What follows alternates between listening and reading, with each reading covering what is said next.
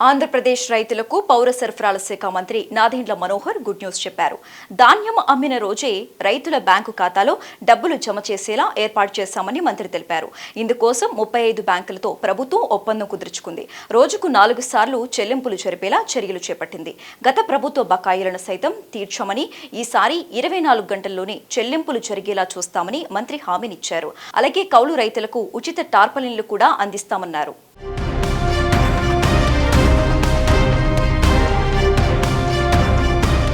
ధాన్యం అమ్మిన రైతులకు అదే రోజు వారి బ్యాంక్ అకౌంట్లలో డబ్బులు జమ చేసేలా ఏర్పాట్లు చేశామని పౌర సరఫరాల శాఖ మంత్రి నాదెండ్ల మనోహర్ తెలిపారు. దీనికోసం 35 బ్యాంకులతో ప్రభుత్వం ఒప్పందం కుదుర్చుకుందని చెప్పారు. రోజు 4 సార్లు అంటే మధ్యాహ్నం 12, 2 అదేవిధంగా సాయంత్రం 4, 7 గంటలకు రైతుల ఖాతాలకు డబ్బులు పంపేలా ఏర్పాట్లు చేశామన్నారు. ఉదయం 10 గంటలకు ధాన్యం అమ్మితే మధ్యాహ్నం 12 గంటలకే ఆ డబ్బులు రైతుల ఖాతాల్లో జమ చేసేలా చూస్తున్నామన్నారు మంత్రి. అయితే సెలవు రోజుల్లో మాత్రం డబ్బులు మరుసటి రోజు జమ అవుతాయని మంత్రి వివరించారు. 24 గంటల్లోనే రైతు ఖాతాలో జమ చేసేటట్టు రాష్ట్ర వ్యాప్తంగా 35 బ్యాంకులతో మాట్లాడి పేమెంట్ గేట్వేలో కూడా మార్పులు తీసుకొచ్చి మా దగ్గర ఉన్న టెక్నికల్ ఎక్స్పర్టీస్ని ఉపయోగించి ప్రతిరోజు 4 సార్లు పేమెంట్లు ఖరారు చేసి వాళ్ళ ఖాతాలో పడే విధంగా రైతులకి ఉపయోగపడే విధంగా మేము కొన్ని నిర్ణయాలు తీసుకున్నాం. ప్రతిరోజు 4 స్లాట్స్ ఏర్పాటు చేసుకున్నాం. ఎవరైతే ఉదయం 10 ధాన్యాన్ని మిల్లర్ దగ్గర అమ్మేసి ట్రక్ షీట్ జనరేట్ చేస్తారో వాళ్ళకి 12 మేము పేమెంట్ చేస్తాం. అంటే 2 గంటల్లోనే పేమెంట్ చేస్తాం. అదేవిధంగా మధ్యాహ్నం 1 గంట లోపు ఎవరైతే రైతాంగం వాళ్ళ ధాన్యాన్ని రైతులకి ఆ మిల్లర్స్కి అమ్మారో అది ఇమీడియట్గా మేము 2 గంటలకి పేమెంట్ చేస్తాం. 3వ పేమెంట్ 4ంటికి చేస్తాం. ఆఖరి పేమెంటు ప్రతిరోజు సాయంత్రం 7ంటికి పూర్తి చేస్తాం. అంటే రోజుకి 4 స్లాట్లు ఏర్పాటు చేసాం.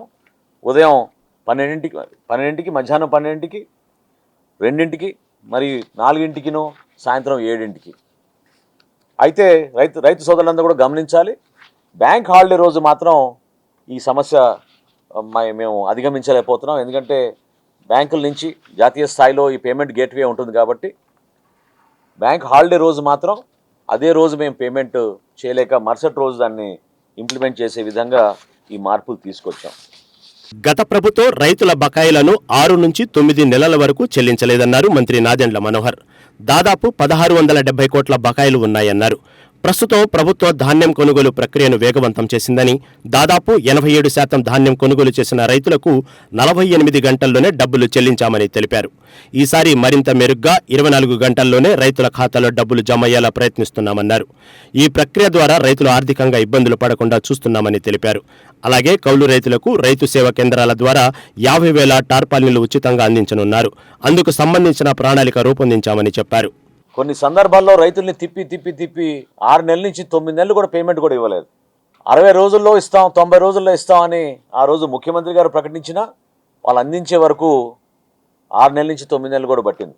1674 కోట్ల రూపాయలు రైతులకి బకాయిలు వదిలేసి వైఎస్ఆర్సీపీ ప్రభుత్వం జగన్మోహన్ రెడ్డి గారి నాయకత్వంలో ఆ రోజు పదవి విరమణ చేశారు.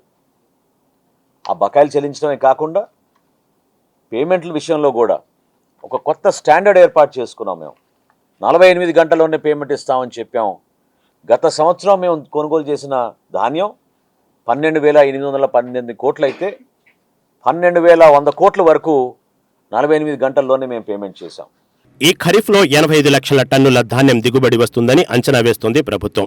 ఇందులో 51 లక్షల టన్నుల ధాన్యాన్ని సేకరించడానికి కేంద్రం అనుమతి ఇచ్చింది. ఈ ధాన్యం సేకరణ ప్రక్రియను సులభతరం చేయడానికి రైతులకు సౌకర్యంగా ఉండేలా పలు చర్యలు తీసుకుంటుంది. ఈసారి మేము ఒక ఖరీఫ్ మాసానికే 51 లక్షల మెట్రిక్ టన్నుల టార్గెట్ తీసుకురావడం జరిగింది. ఇది రాష్ట్ర చరిత్రలో ఏనాడు కూడా జరగలేదు.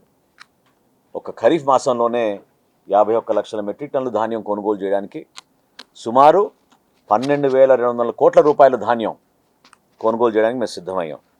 4,041 రైతు సహాయ కేంద్రాలు, 3,803 ధాన్యం కొనుగోలు కేంద్రాలు, ఇందులో 16,714 సిబ్బంది, వీళ్ళందరినీ కూడా సిద్ధం చేసి గత సంవత్సరం మీరు కూడా చూశారు, గౌరవ ముఖ్యమంత్రి గారు క్షేత్రస్థాయిలో పర్యటించినప్పుడు గోతాల విషయంలో కొంచెం మార్పులు తీసుకురావాలని సూచించారు.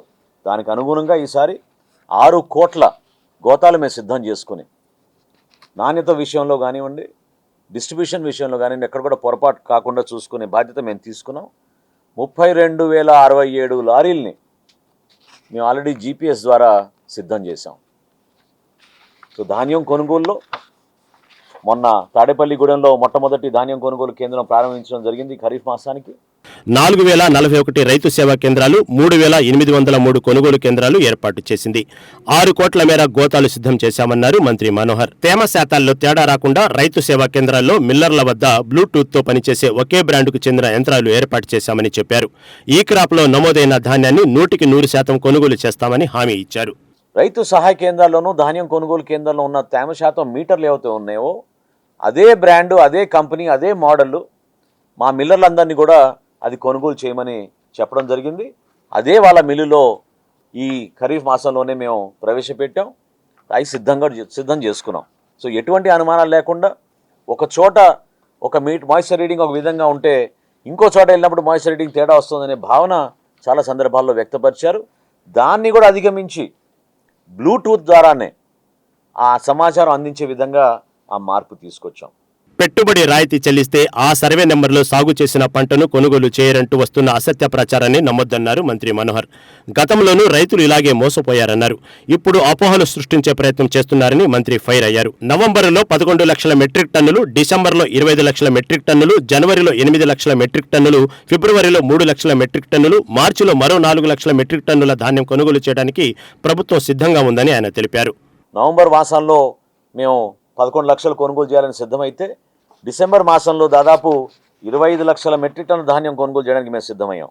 అదేవిధంగా జనవరిలో 8,40,000 మెట్రిక్ టన్నులు, ఫిబ్రవరిలో 3,02,000 మెట్రిక్ టన్నులు, మార్చి చివరి మాసం వచ్చే వరకు మళ్ళీ మాకు చివరిలో ఒక 4 లక్షల మెట్రిక్ టన్నుల వరకు మేము సిద్ధమయ్యేటట్టు అన్ని రకాల క్షేత్రస్థాయిలో అధికార యంత్రాంగాన్ని సిద్ధం చేసి ఈ కార్యక్రమాన్ని విజయం చేసే విధంగా మిల్లర్స్తో కూడా అనేక సందర్భాల్లో మేము సమావేశాలు ఏర్పాటు చేసుకుని వాళ్ళ సహకారం కూడా తీసుకుని ముందుకెళ్తున్నాం.